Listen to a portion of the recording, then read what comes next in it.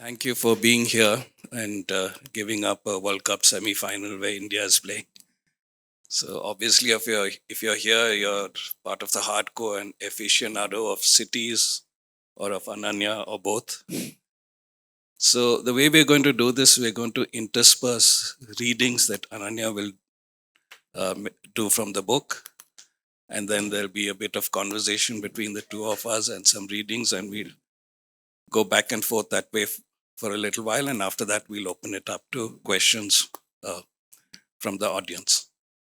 So I request Ananya to do the first readings.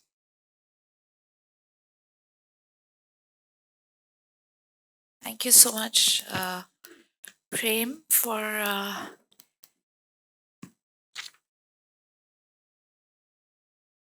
being in conversation with me.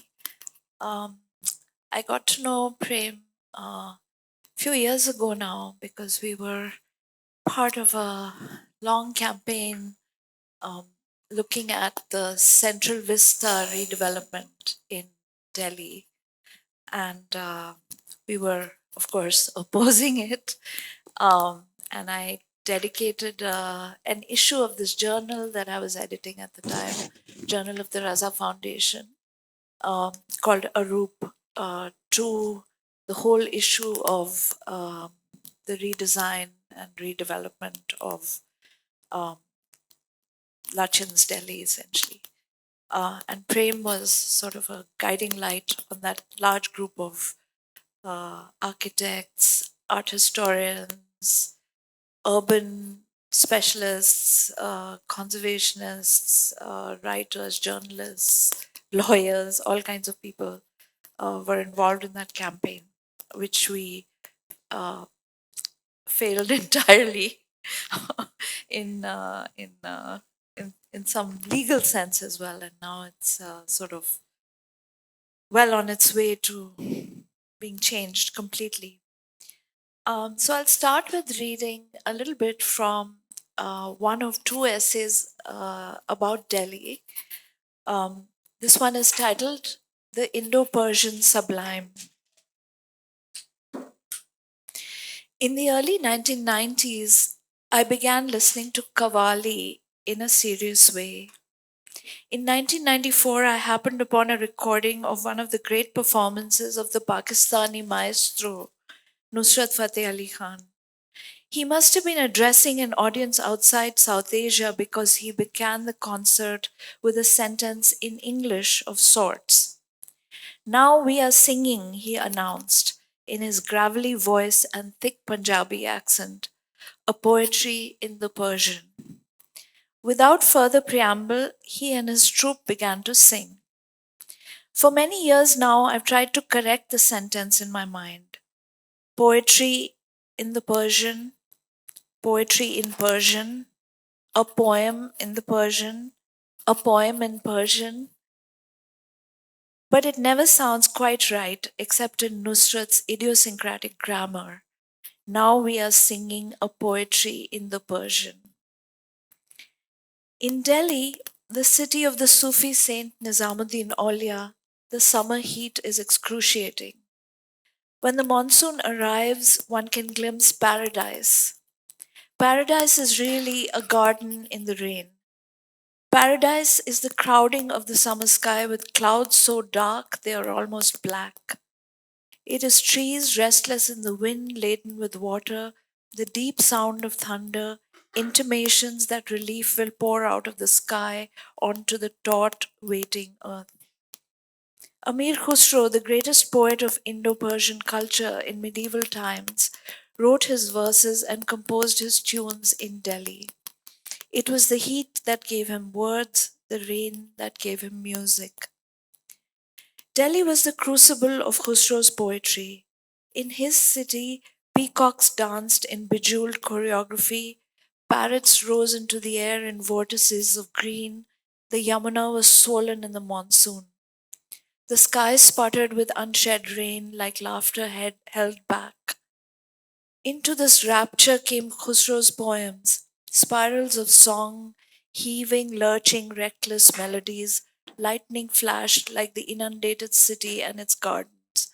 poet and river in flood, a love-making of language the like of which has not been heard on the subcontinent in the 7 centuries since. Khusro's oeuvre is among humanity's most exquisite artifacts. Qawwali, the style of Sufi music and singing he is said to have invented, takes the tears out of one's heart, fills up one's eyes to the brim. Qawwali is the great coming of rain, of love, of deliverance. It touches one in places only a lover may reach.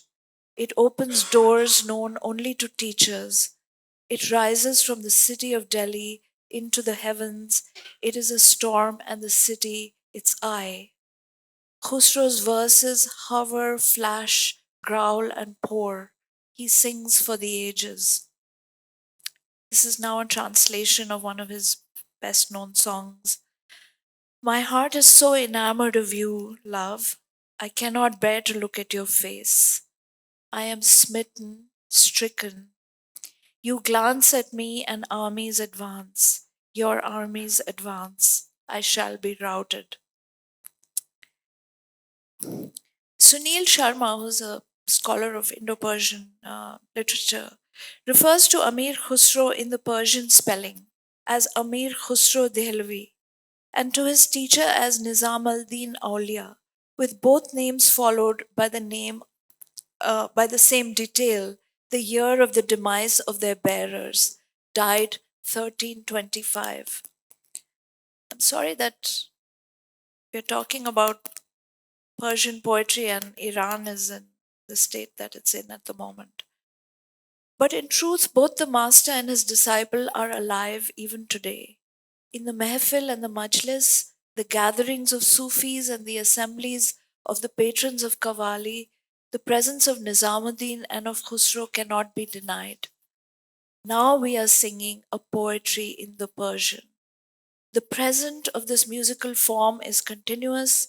Its continuity from Khusro's time is present to us. Khusro's epithet in his life and for posterity is Dehlavi of Delhi, Amir Khusro of Delhi. He is tied to his city and the city to its foremost citizen. Come to the city of Delhi, come to paradise. Poetry is perfection. Is that, do I stop there? Huh? Yeah. Okay.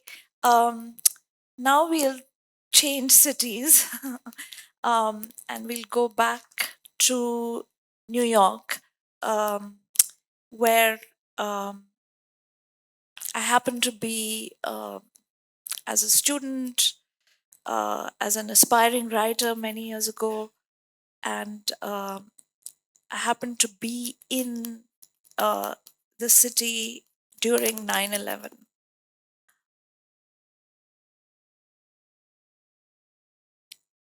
So, alongside, I was a graduate student at the time. Alongside my academic work, during the previous couple of years in India, I had been experimenting with writing short stories and journalistic essays. In New York, I wanted to see if I could meet literary agents and magazine editors with my modest portfolio of fiction and nonfiction. I was seriously considering dropping out of my PhD for a life of writing. I had an idea for a novel built around music set in India and Pakistan. In fact, a novel about Qawwali. In a somewhat tentative and inchoate manner, I wanted to apply for a creative writing grant and possibly abandon my dissertation research. I felt an urgent need to decide one way or the other before my 30th birthday. Like everybody else, we had no idea over the first 10 days of September 2001 how things were about to change on September 11 for New York, for America, and for the world. We busied ourselves catching up with friends and family and making appointments with the people we each needed to meet for our various purposes. We just about had email and cell phones, but this was well before Wi Fi, smart devices, and social media. We spent as much time glued to our laptops and landlines and fax machines and the television set as we did going out to eat or shop or watch shows on Broadway and take long walks in the city, which was still hot and humid, as though the dog days had lingered on into fall. I made copious notes in my diary, a thick spiral bound notebook that I had just purchased, because it had on its plastic cover a slim young woman with very short hair and trendy glasses, and the words City Explorer. Everyone, I too, thought that she looked just like me, as I was then 25 years ago. At the very beginning of the diary, I scribbled a joke about a Bluetooth fairy, though it seems startling to me now that Bluetooth technology has been around that long. I also read a lot in those days, Orhan Pamuk and W.G. Sebald, both just becoming available in English translation. The New Yorker and the New York Times on weekends, as far away from my thesis as possible. My then partner had received his training as an architect. He taught me how to read every building and neighborhood and city we were ever in together, which remained my cognitive reflex long after he had ceased to be in my life. It became routine for me to not just experience whatever was happening to me and around me, but also to remain constantly aware of the space in which people moved and events unfolded, to be conscious of the place, external, objective, and empirical, that I was in. Over the years, this habit of emplacement has become an inextricable element of how I perceive, comprehend, and navigate a city. But it also means that in my mind, places are imprinted with emotions that make it a fraught exercise to wind my way through a city. Cartographic coordinates become enmeshed with personal memories. Each city that I know properly has both a public street map that anyone can use and a private mood map, which makes sense only to me. If I am asked where I'm going, I can't always say. There's often no there, except in a geography that is entirely of my own making. Okay, thanks, Ananya. I'm going to approach this conversation with an through an excerpt from Italo Calvino's book Invisible Cities, because it kept coming back to me while I was reading your book. And between those wonderful mythical descriptions of cities, there are these interludes which describe conversations between Kublai Khan and Marco Polo, and this is one of them. And Kublai Khan is remarking about how Marco Polo keeps returning from these exotic destinations, but just keeps talking about his home city of Venice. So Kublai Khan says, "You return from distant lands, and you can tell me only the thoughts that come to a man who sits on his doorstep at evening to enjoy the cool air. What is the use then of all your traveling? You advance always with your head turned back. Is what you see always behind you? Does your journey take place only in the past?" And Marco Polo's reply is described as, "What he sought was always something lying ahead. And if it was a matter of the past, it was a past that changed gradually as he advanced on his journey. Because the traveler's past changes according to the route he has followed. Not the immediate past, that is, to which each day that goes by adds a day, but the more remote past. Arriving at each new city, the traveler finds again a life that he did not know he had. The foreignness of what you no longer are or no longer possess lies in wait for you in foreign, unpossessed places." And I kept thinking of this because your book is all about how outer travel provokes an inner travel of exploration. And I'm asking you whether this is how you see the inherent life of cities. Is that a provocation that's always there in cities? Is that a characteristic of metropolitan life which you would not find in a village or in an isolated retreat? Yeah, I think the simultaneous presence of past and present, um, the the continuous change that cities undergo, um, the instability of the city as opposed to a more bucolic sort of rural agricultural landscape, um, and the fact that each era or each historical period or each regime, political regime, leaves its material mark um, on the city is something that makes it very exciting, because it's complex. It's a complex space, but it's also legible, um, if you know what you're looking at, or if you learn to look at different neighborhoods, different streets, different avenues, different buildings, different styles of architecture, and so on. Um, Apart from, of course, the human life and public activity that goes on in a city, um, you look at modes of transportation. You look at, I mean, there's so much flux, and that makes being in a city uh, a very active, engaged, and challenging experience, I feel. I mean, it's not possible to sort of switch off and go into sort of, automatic mode in a if you're navigating a city or if you're living in it.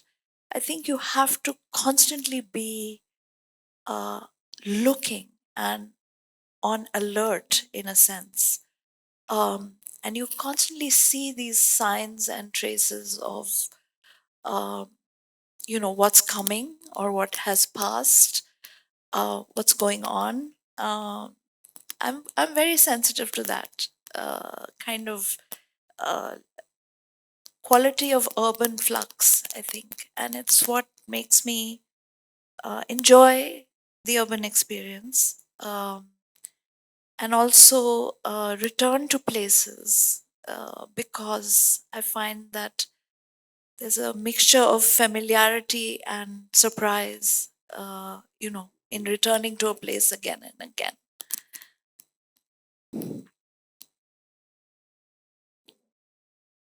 If I were to ask you which carries the greater weight in your book, the outer travel or the inner travel, what would you Hmm. say? Well, actually, that question, comes up when we're my publisher, my editor, and I. We were thinking about um, how this book would be read, how it would be received, how it would be reviewed, what kind of, what is the pitch, in a sense. And I think we agreed pretty early on that it could not really be described as a travelogue or as a book that you would use to actually travel to these places. Um, Nor was it written in that way. I mean, although some pieces may have been published here and there in a travel magazine or something like that, that was never the intention. Because these are pretty eccentric journeys, in a sense, and they have as much to do with the traveler as they have to do with, where she's going or what she's doing there. And it I found so far, from, in the few months that it's been around, this book, that many friends and readers have said to me that uh, they recognized something in it, or something resonated for them, or something spoke to them, but that was almost always something that was an emotional or psychological experience, and not, nobody said, oh, I think about Bombay just the way you describe it, or I feel about, um, Amsterdam in exactly the way that you tell it. So it's usually some part of the inner journey that I think uh, touches readers, or that readers can relate to. more easily than saying, oh, I visited those landmarks as well, or I, spent time in that neighborhood as well, something like that. Would you go so far as to advise that this is the way you should experience cities, not just see them as transactional spaces or as things that sit out there that you can observe and describe, but that they have to be experienced in this entanglement where you are sort of I so mean, tied up no, in. I mean, who am I to advise anybody? I mean, nobody's asked me for my advice on how to be in a city. I mean, everybody has to, live in a city of their own making, in a sense, or be a traveler or a visitor for their own reasons and according to their own conditions. But this is my uh, story, I guess. This is how I have experienced these places, or tried to make sense of them, or felt sort of for a time absorbed in them or alienated by them, you know. Uh, I'm not sure it can be replicated as such by anybody. Um, but like I said, people have found moments of resonance and some kind of what do you call it? Feeling of identification with what I'm trying to describe. So that's probably, you know that's good enough for me. Okay, shall we go to the next reading then? Sure. Where are we? Uh, oh, the one in Bangalore. Okay, I see you're hell bent on getting me into trouble. So I have a very long essay on Bangalore here, which I actually uh, wrote specially for this book. So it's not been published anywhere before. It didn't exist before last summer. And the essay, oddly, is titled "The Death of Sanskrit," which is the title of a very well-known essay by my academic advisor, Sheldon Pollock, who is talking about the larger intellectual history of Sanskrit and describes four moments in history when Sanskrit culture sort of comes to an end in a particular place, in four different places. Um, so this essay is titled "The Death of Sanskrit," and of all places, it's set here in Bangalore because this is where I spent a lot of time as a graduate student, and my research involved working with Sanskrit texts.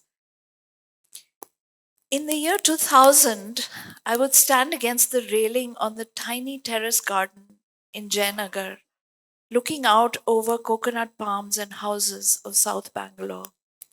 The sky was often cloudy, and a damp wind would make the palm fronds sway and bend. At a particular time of year, there would be flaming orange flowers on another kind of tree. I never knew for a fact what the tree was called: rain tree? Flame tree? Day after day, the vista from my terrace changed only to the extent that the sky changed. I wrote up a Bangalore diary and sent it to a magazine editor via a friend. The editor told the friend that his magazine, quote, tended to go for a more prominent byline. In other words, he wasn't willing to publish it. Like everything I tried to do in Bangalore for about 10 years between 1995 and 2005, my attempts at reportage also ended in disappointment. Bangalore is one of the fastest growing cities in India and the world. Its coconut palms and fire flowered trees cut down each day to make way for new roads, high rises, and shopping malls. But for me, it was and will always be a city of failure. There are several reasons for this, only some of which may be shared here. One was the sudden demise in the summer of 1998 of my teacher D.R. Nagraj, 1944 to 1998. D.R. closed many doors behind him as he left. He was thinking about Gandhi and Ambedkar. in a way that it took me a decade after his death to be able to reconstruct and appreciate. He was onto something radically unassimilable that lurks at the heart of Indian modernity, a tradition of ethical discourse that does not submit to the hegemony of the modern West. And then I go on to talk a little bit about DR. But apart from DR's absence, which was a given when I first arrived in Bangalore to begin my research in late 1999, what got me down was my mission here, there, rather, reading Sanskrit texts. This is not as counterintuitive a proposition as it might sound. The high tech boom in Bangalore is no older than the beginning of the new millennium. Its traditions of Sanskrit pedagogy are considerably older.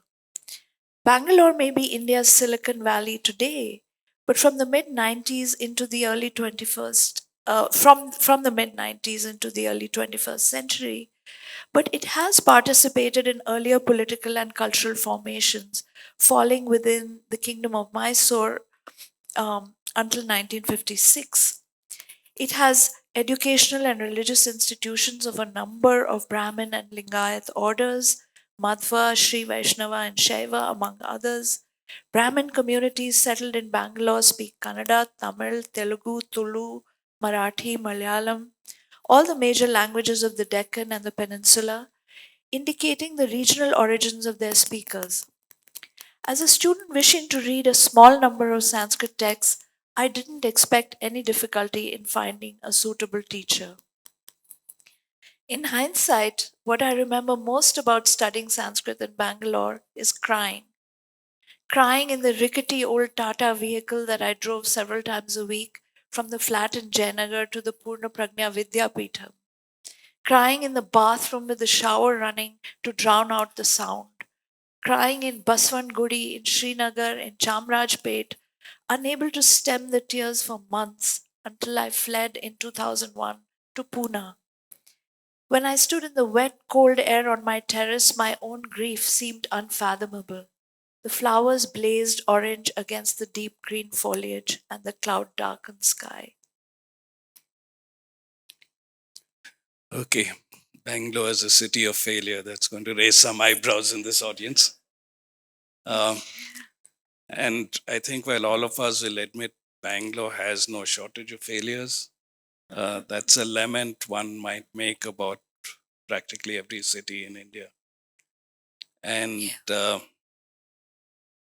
you title the chapter "The Death of Sanskrit," but Sanskrit is dying in a similar way in many other places too. Yeah. And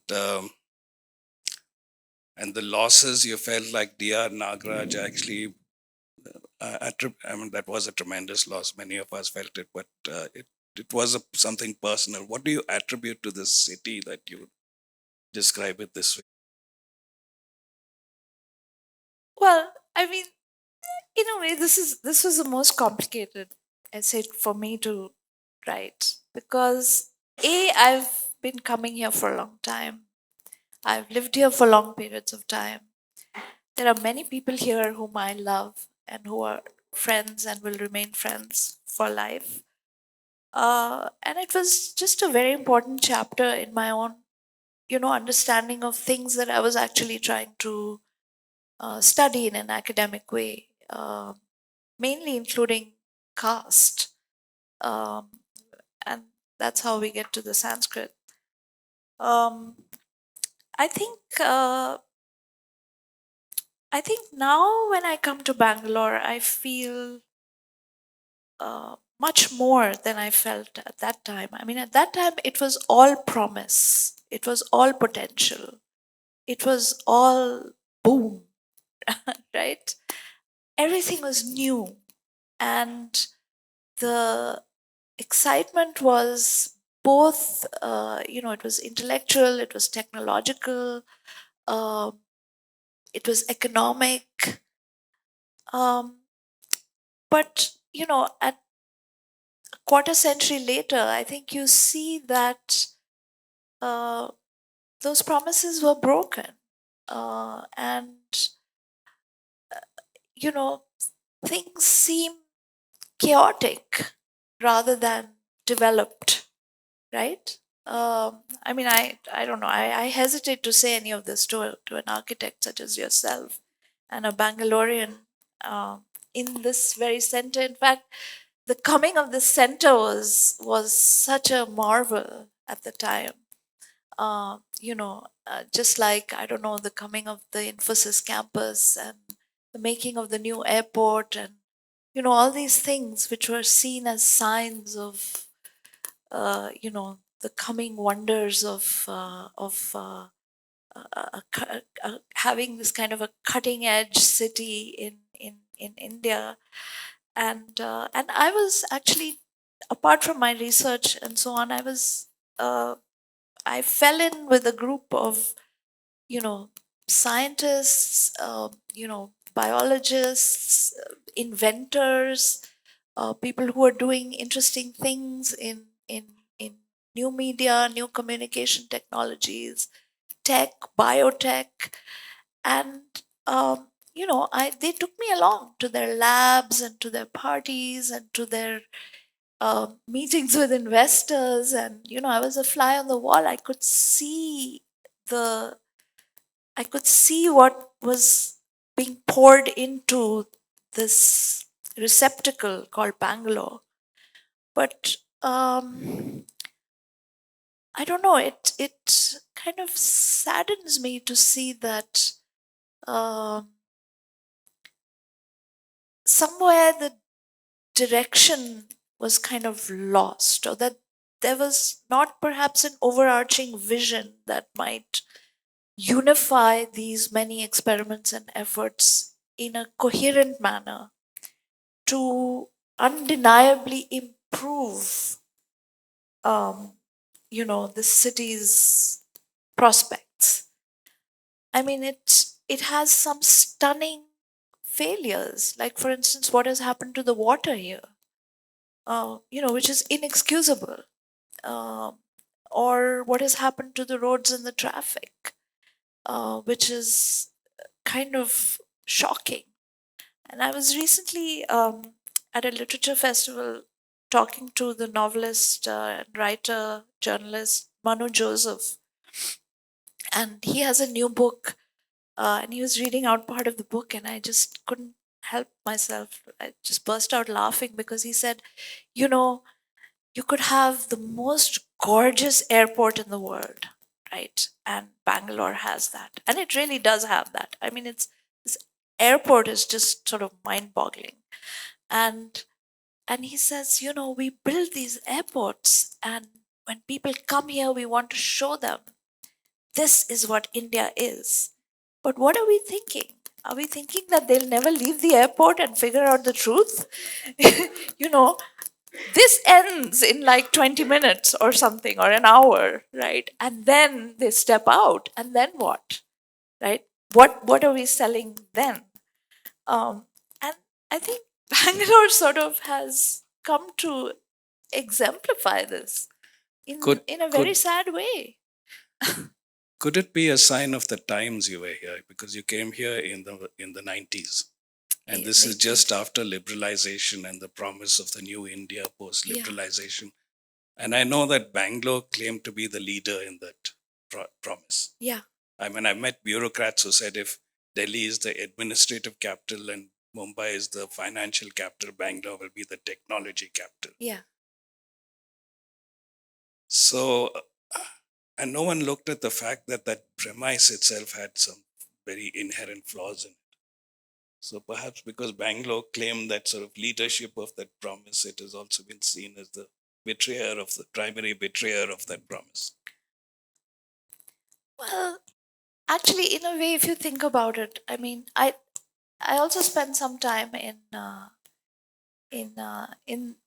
real Silicon Valley, meaning in Palo Alto and thereabouts in San Francisco, and um, I if what has ultimately come out of Silicon Valley is the kind of monstrous oligarchy that is now ruling the world, and you know the kind of individuals who have taken over American and therefore world politics, then I don't know. Maybe that the promise of the internet, of connectivity, of data, of media, of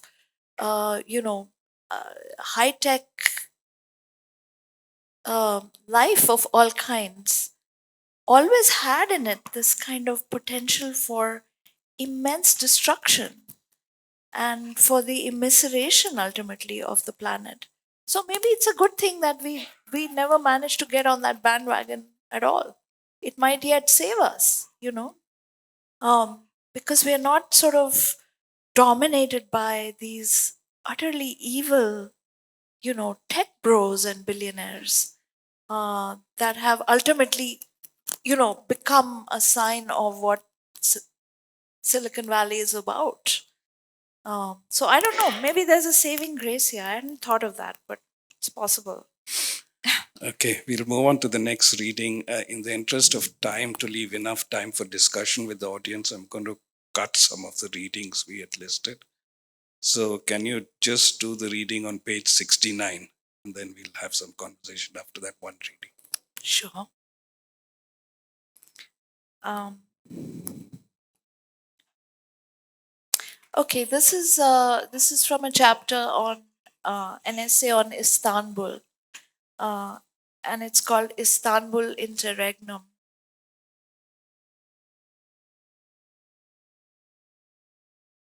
This is a quotation from James Baldwin, who spent a lot of time in Istanbul. A place where I can find out again who I am and what I must do. A place where I can stop and do nothing in order to start again. Upon returning from Istanbul to Delhi in the summer of 2019, I realized that I had spent the previous 5 years since March 2014 in spiritual exile in the latter half of the 16th century. That was the age, about 1550 to 1600 CE, in which my inner life unfolded, regardless of how things appeared on the outside. In the course of these years, I lost both my parents. As their only child, I had no idea how to cope with their departure. I withdrew instinctively from the routines and pressures of work and home into a cave of my own memories. When I ventured out, my line of sight was dominated by three beautiful monuments in the three different cities where, as luck would have it, I spent most of this time. Humayun's tomb in Delhi, San Giorgio's church in Venice, Jehangir's mosque in Istanbul. Three massive structures that I could circumambulate or enter, pass or stop to stare at, and of which I took countless photographs at all hours in all seasons. These became for me repositories of memory, shelters from the collapsing edifice of the life I had known from infancy, objects of enduring beauty to contemplate in the midst of painful turmoil. I didn't notice it at the time, but they were all created in the same period in Mughal India during the reign of Akbar the Great, in Renaissance Italy in the Venetian Republic, La Serenissima, and Ottoman Turkey during the reign of Suleiman the Magnificent, each the acme of their respective civilizations. However, the buildings in their present form had undergone extensive renovation, preservation, and sometimes reconstruction, so that what I saw was not the same as what had been in the past, but a reminder and a remainder thereof in the present. Um, a withdrawal into history came naturally to me as I turned away from my circumstances. There were lively counterpoints to the monuments, too, to draw my attention. In Nizamuddin, delicate flowering trees and raucous green parrots.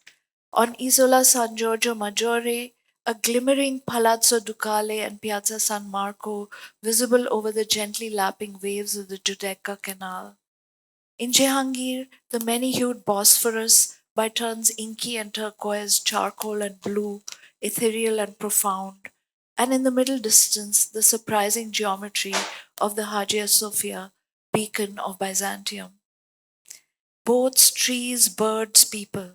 The drama of light on the surfaces of these buildings and in the sky framing them never disappointed my eyes, however dark the shadows that lurked within my heart. The hubbub of life and the motion of the elements surrounded the monumental stillness of architecture. I felt consoled despite a persistent undertow of grief.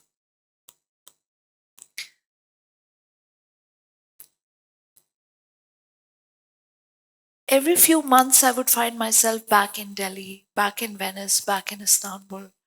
Whatever else I had lost in the meantime, these structures remained steadfast in their apparently unassailable loveliness.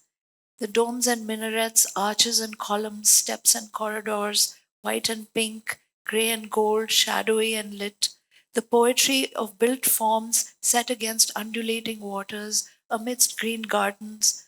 Each day that these pieces came together in a gigantic puzzle in the air, they gave me solace. But at the same time, political troubles and environmental crises in all three places exacerbated my feelings of personal loss. India, Italy, and Turkey all moved inexorably towards the right, destroying old civilities and the cosmopolitan sophistications of centuries in a matter of months. Democratic societies succumbed to populism, multi religious cultures devolved into naked majoritarianism, fish and fowl were disappearing and dying in the polluted waters of the Venetian lagoon and the Bosphorus. In my own Delhi, the Yamuna had long been officially pronounced a dead river. In the 5 years that I tacked incessantly between Delhi, Venice, and Istanbul, two questions plagued me. How do we lose what we lose? Why do we love whom we love?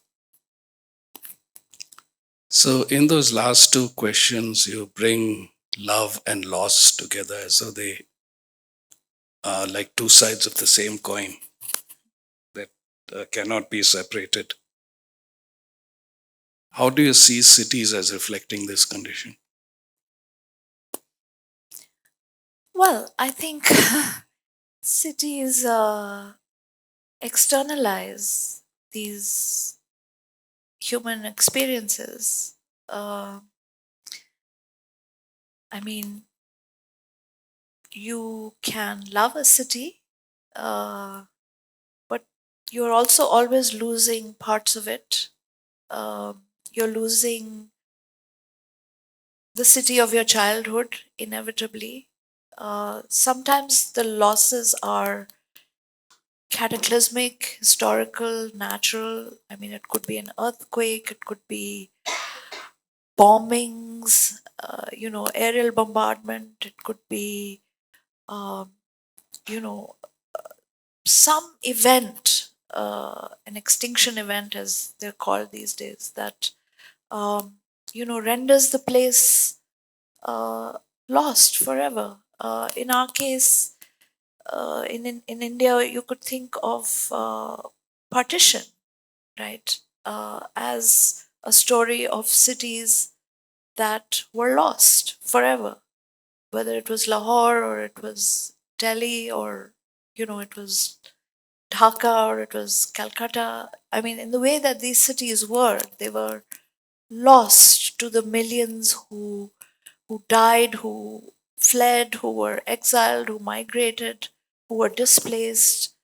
I mean, my own grandparents on my mother's side, uh, my entire family on my mother's side left uh, West Punjab and came to India and uh, literally came with nothing and never went back. And we are still trying to sort out 4 generations later who came from which village, whose house was where, who had, a mansion in Lahore, and um, that that story is still a painful one for all the thousands of members of my family. Um, so, you know, how my grandmother spoke about Lahore was always with love. Uh, And she thought of it as a place where, she was a young girl, where her beloved father had been a judge, where she met and married my grandfather, where her children were born, including my mother. There's a lot of love in those memories.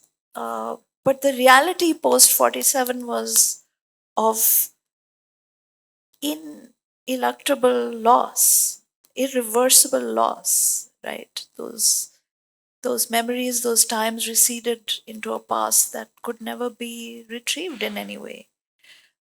And this happened on both sides of the border. I don't, I have friends, you know, uh, whose families left Lucknow or left, Patna or left Delhi and ended up in Karachi or wherever it is they ended up. And um, it's uh, it's a story of lost cities that um, is an expression that Ashish Nandi coined, actually, that I've heard him speak about many times. I mean, he also talks about much more catastrophic loss, like, for example, in a place like Hiroshima. Um, but there are losses that are also personal, and there are also losses that we take in our stride. I mean, anyone who has grown up in Bangalore surely remembers a very different city 30, 40 years ago than it is today. And that's just life, right?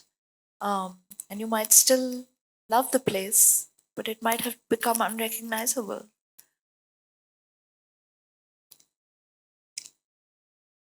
Another contradiction in your writing, whose poles are inextricably intertwined, are intimacy and distance. You can describe a city from the perspective of a detached observer, being able to name monuments and who their architects are. And yet the same gaze seems capable of turning around and penetrating nooks and crannies deep within you. Mhm, And you use the words intimate encounters in the title of your book. mhm. Is intimacy crucial to understanding a city? I think so. I think familiarity, intimacy, you know, the curiosity to go deeper than the surface, um, knowing a place well, which often involves knowing people well, you know. And many times natives and locals show you things or point you to to things in a city that an outsider will never see, will never know to go there to see that, right? So that kind of a connection is very important, I feel, uh, for a certain kind of traveler, which I am. And like I told you, I uh, I have a strong sense of both cartographic navigation. I mean, which is the kind that now you can have on your phone, or you can match very quickly with you know information you can get online. Uh, but also from my own earlier visits, from memories, from things I've read, things that I've learned from others who have written lovingly or angrily about those places. Like, for example, traveling in Istanbul to me is impossible to imagine doing if I hadn't been reading Orhan Pamuk so carefully for so long. And if his sense of the city did not imbue mine in the way that it does, I mean, it's absolutely crucial for me that he shows the way, you know. Um, and that's the kind of intimacy he has with this Istanbul is something that I can kind of piggyback on, um, or the kind of intimacy I have with Delhi. perhaps I can show a different city to my friends who come to visit. Um, so, yeah, I think, you know, one should be able to say not just what is there now, but what was here earlier. Uh, you know, Okay, can I now ask you to just skip to the last set of readings on pages 212 and 216?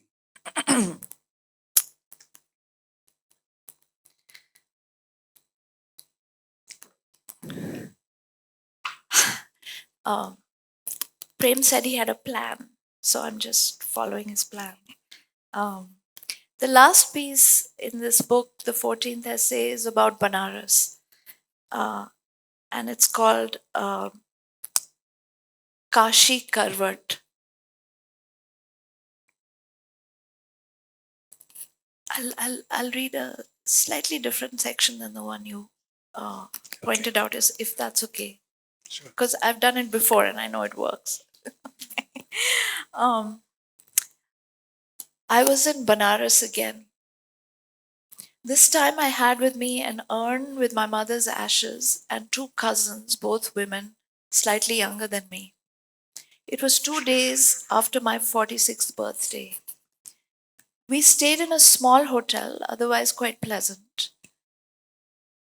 except it had a direct view of the burning ghat, Manikarnika. We booked two rooms, but in the end slept in one of them, leaving the urn by itself in the other. I didn't sleep much. The next morning, still somewhat cold in mid February, we took a boat and went out on the Ganga.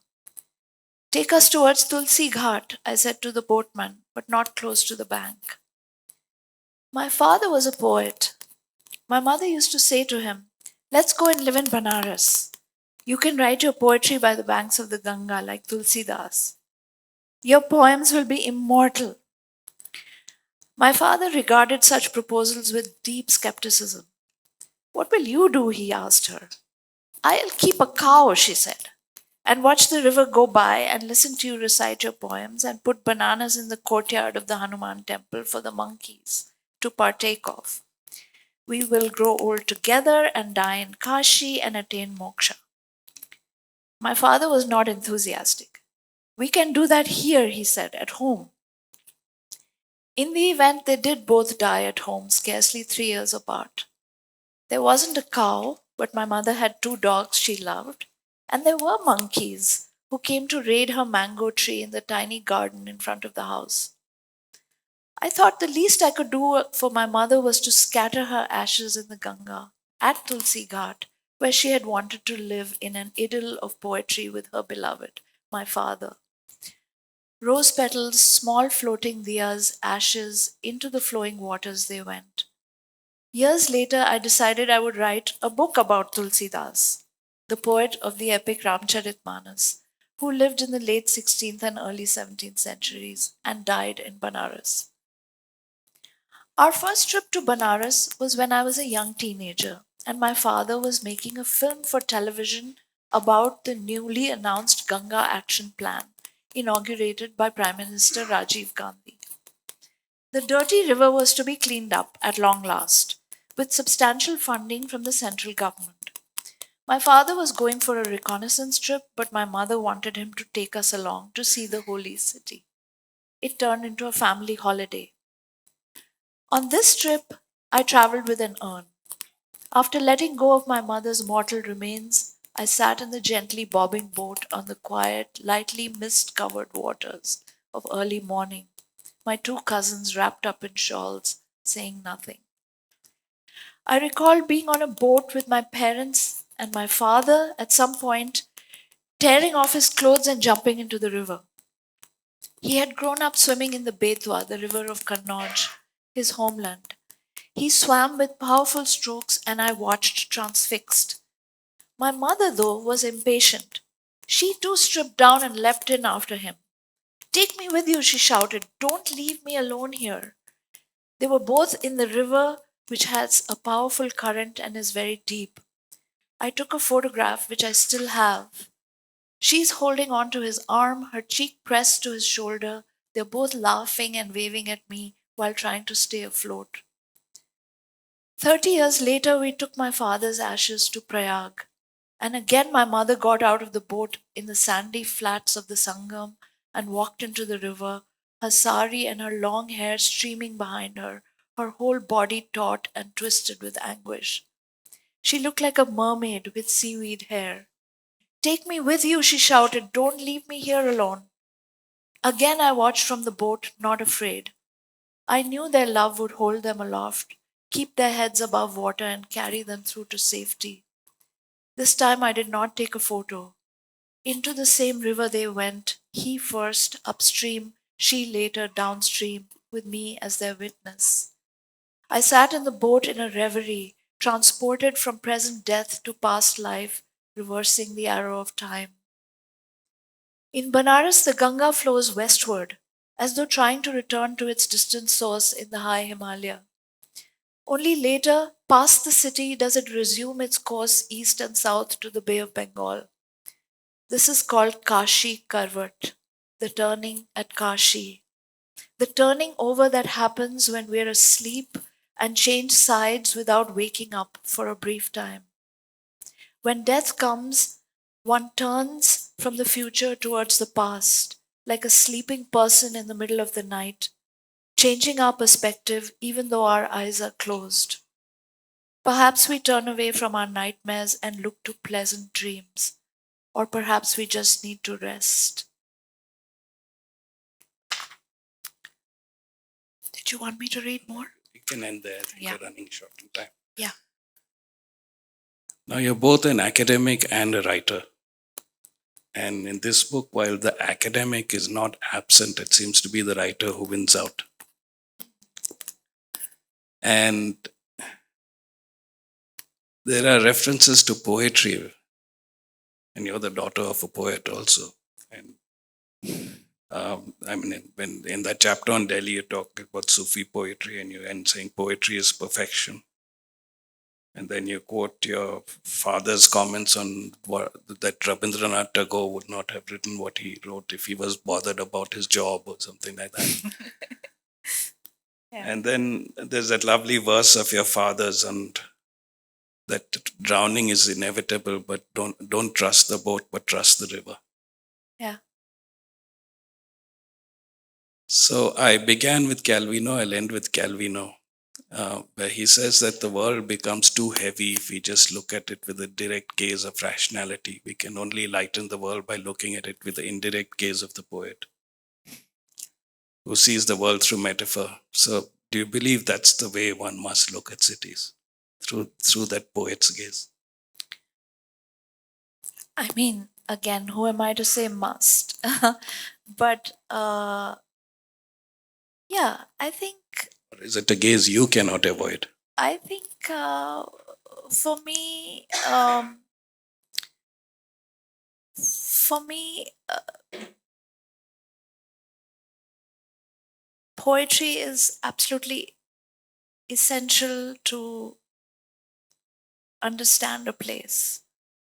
Uh, and that sometimes means that, you have to also translate, or you have to travel into other cultures, other languages, whence the poetry arises, and that then is linked to that place.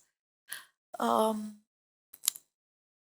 and I think, I mean, a journey, a city, there's a way in which these are metaphorical entities, right? Because um, they enclose space and time. They place human experience, um, and they mimic the arc of a human life, which has a beginning and an end, which has, an opening and a closing, which has birth and death. Um, so a journey is like that. It begins somewhere, it ends somewhere. When you leave a place, you leave it behind, just like you leave behind every moment in time in your life, and every stage and every experience is left behind. The door closes, and yeah, I think cities. are like that too. And I think the idea of a journey and a journeying self is something that um, helps one to understand, uh, you know, the journey of life, I guess, the journey of experience, the journey of the body from infancy to old age and death. Um, so yeah, I think Calvino is right on uh, both ends of your questions. Yeah, I hadn't read Calvino actually in a long time, but I did when I You do was mention young. him in the book Huh? briefly. Calvino? Yeah, at one point. Well, when He's we are one in, of the writers you yes, acknowledge. I mention him when I'm talking about Italian writers and who are known to a wider world. Yeah, but I haven't actually read him in since I was very young.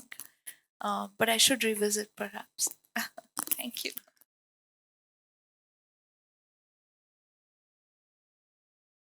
Hi, Sharda. Hi, Ananya. Thank you. That was a wonderful session. Thank you, both of you. Um, I was really wondering in terms of technique because your chapter on the universal beach. You've written, of course, as an anthropologist and a social scientist about the Urura Olcott Festival and how it brought together the fishing community in this very inclusive way, and the environmental problems that you were writing about in your in as an academic. And so it's quite interesting that here you have, another perspective, which, and it's also a nice counter in a way to, your experience when you were in Bangalore. Is there's a more of an outsider feeling, maybe because of language, but here I guess the sense comes through that, music and all of this poetry in a way transcends these issues with language and so on. And so that I found also very interesting. But do you consciously, set out to compartmentalize that you have, one sort of response which will, be more poetic or which could go into a book, or one, set of more academic responses? Because I think this is fascinating for some of us who might be also wondering whether we could, you know, explore these facets in these different ways and bring them out in different ways. So Actually, I mean, I didn't set out to do to do anything, uh, with any kind of agenda. I think uh, in the case of Bangalore, as I mentioned, I came following Dr. Nagraj, and I stayed here for a while.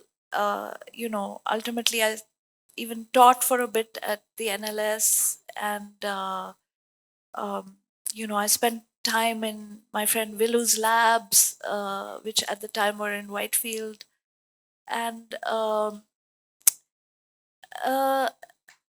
actually, I did attempt to learn Kannada and to study it, and I did spend a lot of time with Kannadiga intellectuals and writers, uh, including U.R. Ananthamurthy and Girish Karnad and many others, so many others, um, many in the Dalit movement, in the following DR's kind of footsteps, and yeah, I mean, there's an overall sort of rasa, right? There's an overall affect, um, which retrospectively, you can summon up. And I think the piece on Bangalore, I mean, even titling it "The Death of Sanskrit," I think um, perhaps has a darker mood than the piece about Chennai. Um, I actually didn't write those pieces, didn't write about Chennai in an academic sense at all, and I didn't go there in any anthropological capacity. I mean, I wrote a few pieces for the newspaper, for the Hindu, because how it started was that Ashish Nandi actually took me along to a lecture by T.M. Krishna, uh, who had just published his book, as had I just around that time. And after listening to him speak, I started listening to his music, and then we became friends. And then he said, I'm trying to start this festival in Chennai, which seeks to democratize the arts and to open up different kinds of music, different kinds of audiences, different kinds of spaces, um, to break the kind of rigidity of, the Brahmanical hold on so-called classical arts in a place like Chennai. Um, and we are trying to do this experiment in a fishing village. And he introduced me to the person who worked most closely with him on this, Nityanand Jairaman, Niti, who became an even closer friend of mine than Krishna. And he was an environmentalist and an activist. And I just became like a fellow traveler, and I started chronicling what they were doing. But, their interest in civic engagement, in talking about social issues of inequality, justice, access, environmental issues concerning the pollution of the coastline and the danger to livelihoods and habitats of fishing communities, among others. All of that was kind of mixed up in the experience of the music and other adjacent performing arts. Um, and it became a very kind of um, total sort of an experience for me, which then because we became sort of symbiotic in some sense. I mean, I would write up what they were doing uh, in as many ways as I could.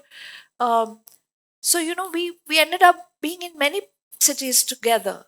And I got to know a vast number of fellow activists and young people who were part of their team and their sort of, I wouldn't call it a movement, but it's certainly something which has had a long life now in the public discourse of Tamil Nadu, especially around Carnatic music. Um, so I don't understand, Tamil or Telugu or Kannada any better or worse one than the other. But because of the music, I've had a kind of way in, uh, which has helped me to overcome my own linguistic handicap in many ways. Um, and I always supplement what I'm experiencing by reading up on it, by studying it in some scholarly sense, and by speaking to scholars and experts and practitioners. So I did that as much in Bangalore as I did in Chennai. But the essays were written in uh, very different time frames from very different perspectives. And the one on Chennai was really, I mean, part of it was stitched together with newspaper pieces, using newspaper pieces, so more reportage. And partly the end of it was a piece commissioned actually by the curator and art critic Nancy Adajania. um, and there she used some photographs I took as well of Uru Rolcott Kuppam and of the temple there and of the water and the boats and so on. The question is actually a longer elaboration by you as to the emotional and poetic aspect of an inner city which may reflect the outer city. Does that make sense? Well, I think, I don't know. Have you read the book? Have you read the book? Okay, so I think if you read it, maybe you'd find some sort of an answer there. Because there is a lot of poetry in the book. Uh, That is inspiring. Not all right. Thank you. You mentioned the death of Sanskrit. Yeah. Do you think it has anything to do with the Guru Shishya Parampara, where that you only have to listen to the teacher, you cannot question, and you cannot do anything with the teacher does not allow you to do? In your book, you have said when you try to explore certain topics, they disapproved of it, and so you could not explore. And do you think that is because we have that old pedagogical idea that you have to listen to the teacher and nothing else? Um, no, I don't think it's that straightforward. Actually, I think there's many reasons for the present condition of Sanskrit intellectual life, let's just say. Uh, and those reasons have to do with, yes, with the education system, with pedagogy, with caste, with the state, with structures of patronage, with language politics of all kinds, with nationalism, and on and on. I mean, I'm writing a whole other book about the modern life of Sanskrit. Um, Again, my friend T.M. Krishna often questions uh, the Guru Shishya Parampara, specifically because it may present caste barriers, it may present gender barriers, and it has a certain rigidity to it that he takes objection to, as a practitioner, as a teacher, and as somebody who's also been a student of some of the greats of his own form. um, I I'm not an artist, so you know I think in the performing arts you have a very different relationship between the teacher and the disciple or the student, um, and that then also has repercussions for um, performance chances and things like this.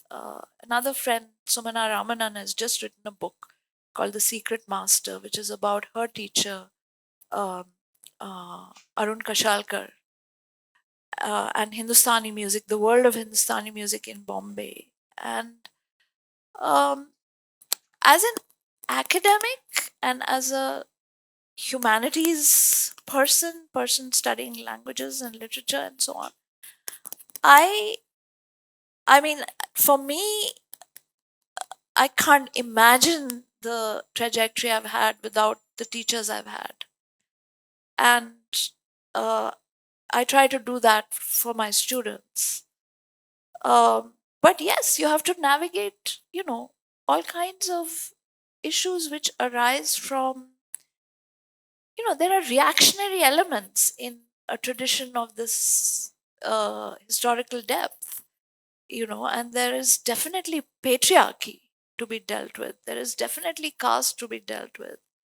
Um, and, wherever there's a imbalance of power, there's going to be some degree of injustice, which it's part of your job to be aware of that and to neither, you know, misuse your power when you have it or allow others to, exploit you in any way.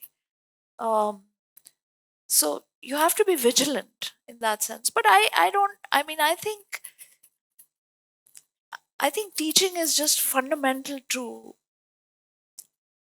any epistemology, to knowing, to learning, uh, and to reaching the truth. So I wouldn't dismiss, a pedagogical format that,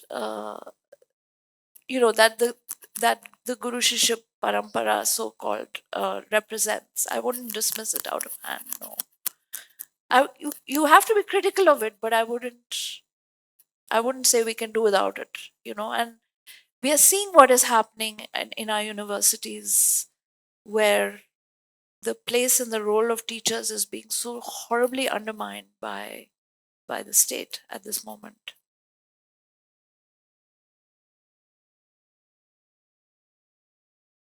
your book resonated with me because I've been posted over 15 cities in India. So I could kind of relate to what you're saying. I haven't read it as yet, but the three pieces I heard from you all had an underlying current of sadness. Is there any city which made you really happy?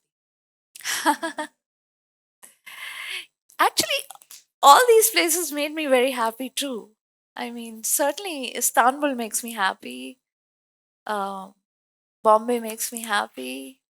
Venice makes me happy. New York makes me happy, or made me happy. I don't know what'll happen now. Uh, yeah, I think the. I mean, many people have been asking me this.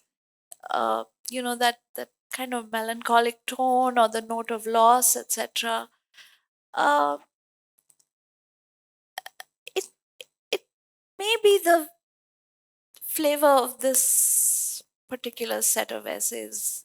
I mean, it's not, a feature of my life day in and day out, I would say. Um, I just came from Kochi and had a very happy time there.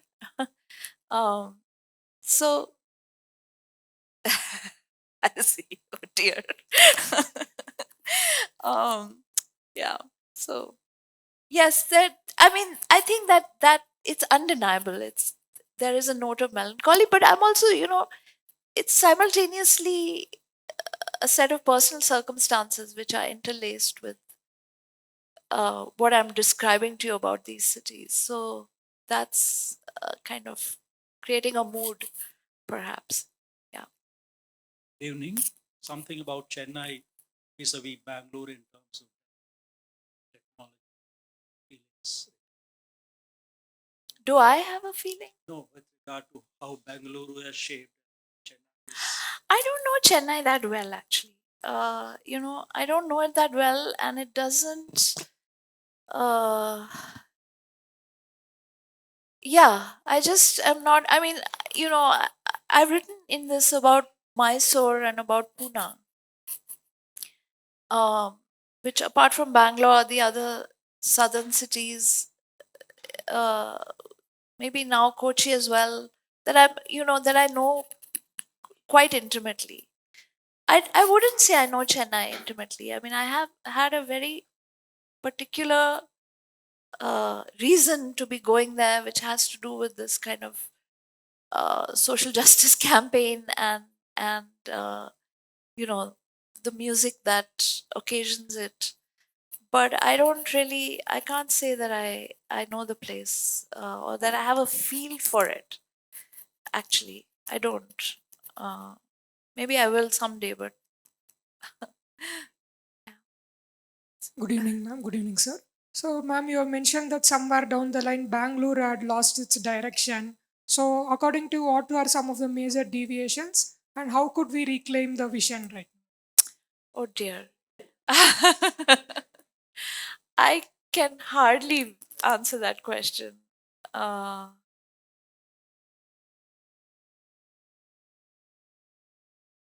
I don't. You would be better placed to answer that question. Well, if you look up the BIC YouTube channel on 4th of February, I gave a talk at BIC which specifically addresses that question. What So is it's it titled? Do you from remember? grievance to vision, Ah, how to mobilize civic activism in the Indian city. yeah, yeah. I mean, Bangalore has such excellent climate, such excellent foliage, such beautiful trees. Uh, it's such a pleasant, happy place in itself. So it takes a lot to ruin a place like this, I think. And you have to think about why that is. Is it politics? Is it economics? Is it uh, the inability to think holistically about who the city is for and why the city uh,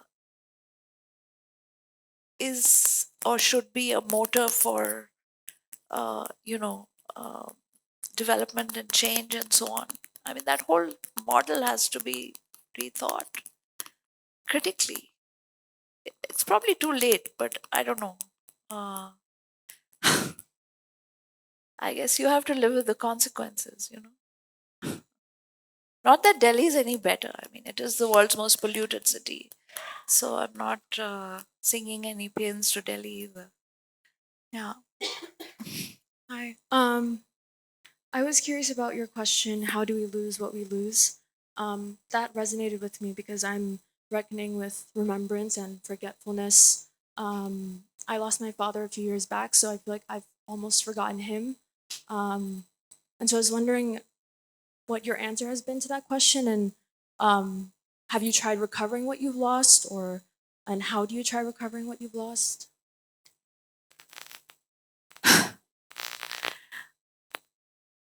Uh, well, two, two things, I think. One is that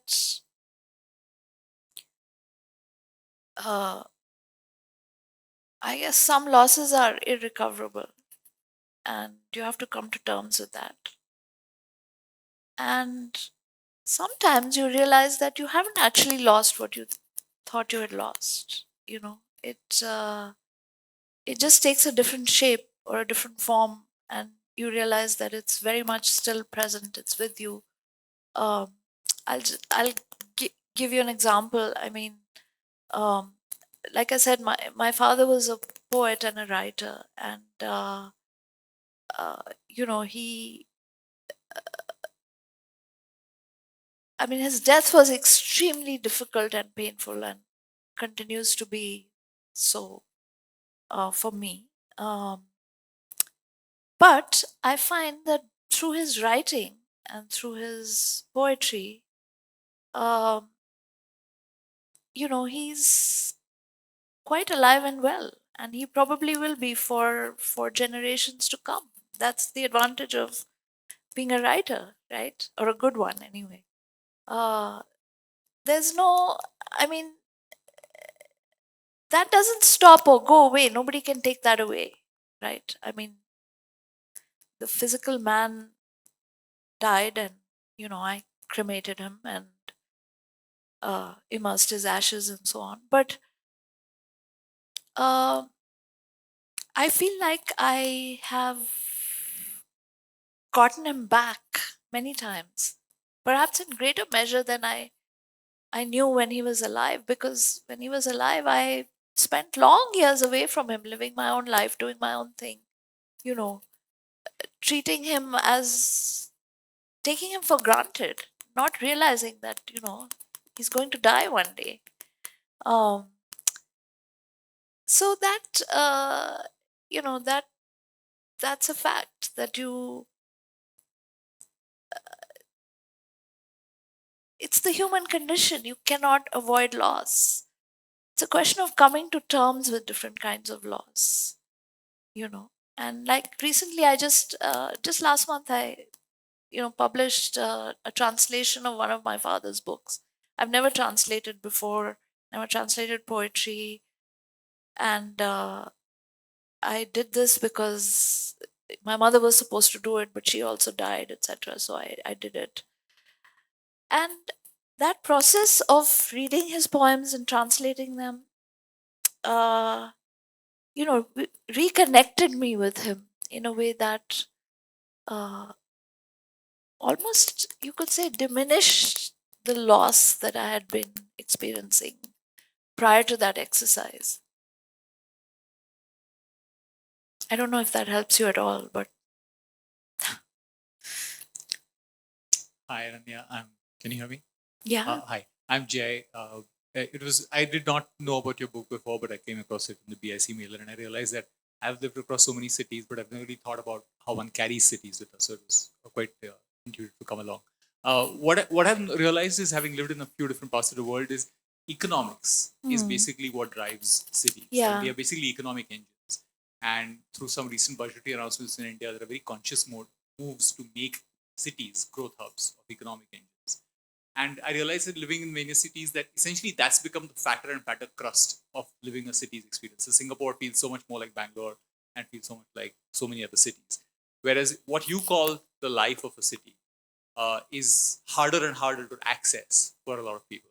I've lived in Bangalore for roughly 20 years, and I find that my experience of Bangalore is actually karvat le raha hai in a sense, because there are so many people that are sort of trying to retrieve the Bangalore or their Bangalore, which is not what it used to be perhaps. So that's a good thing.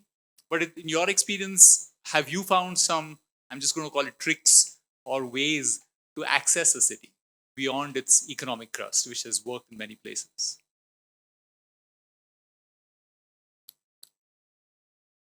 I mean, I usually find,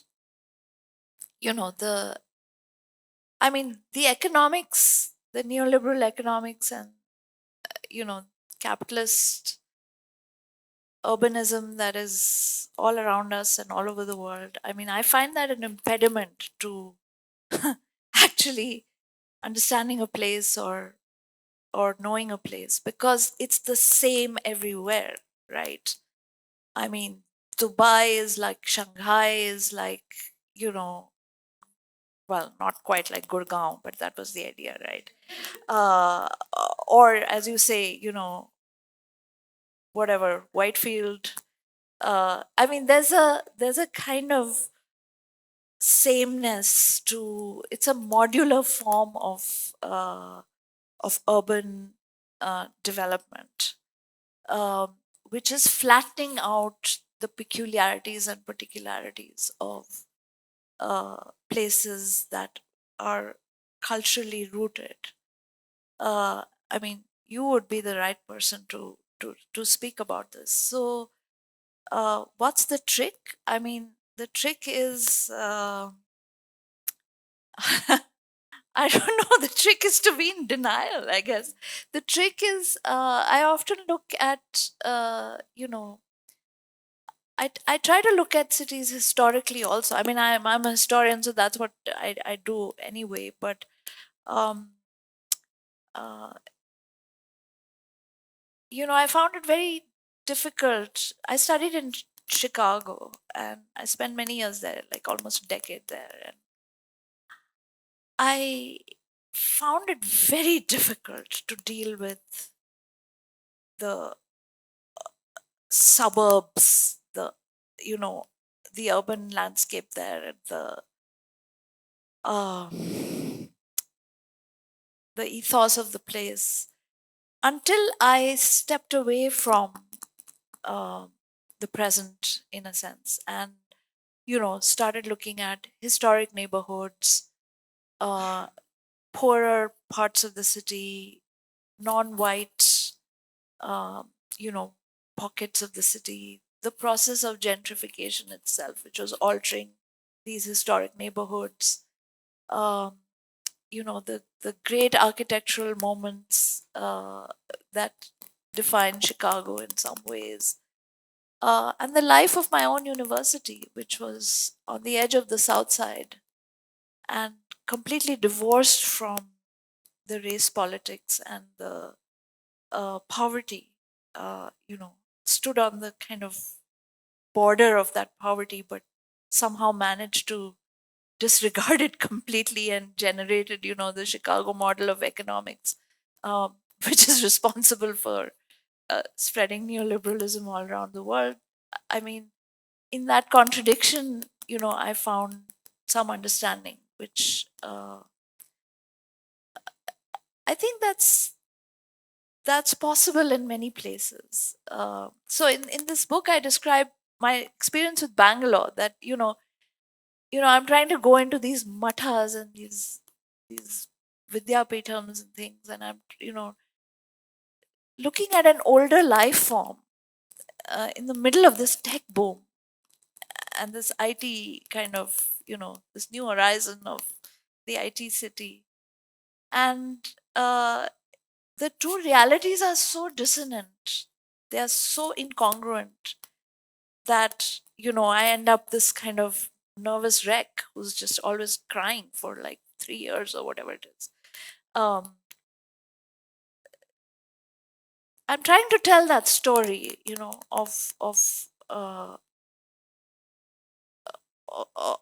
of a certain narrative of urban growth gone wrong. And now this is writ large over the world, right? This is, I mean, Now we are in climate change and climate collapse, perhaps. So we know what is wrong with this kind of uh, industrial technological model of development that we've had for the last 200 years. Okay, we are out of time. To conclude, can I just ask you to read that short verse of your father's poetry that's on page 217? The truth of the Ganga is pravah, flow, incessant onward motion, passing the ghats forever and ever, leaving them behind. When my father died, one of his lines was quoted in an obituary written by one of his friends, a newspaper editor and a writer, Mrinal Pandey. And this, I'll read you the lines and the translation as well. आंख भी ना बंद हो और ये दुनिया आंखों से ओझल हो जाए, कुछ ऐसी तरकीब करना. आंख भी ना बंद हो और ये दुनिया आंखों से ओझल हो जाए, कुछ ऐसी तरकीब करना. डूबना तो तय है, इसीलिए नाव नहीं नदी पे भरोसा करना. Devise a way that the eye not shut, and yet the world vanish. Since drowning is inevitable, never trust the boat, but do trust the river. Thank you.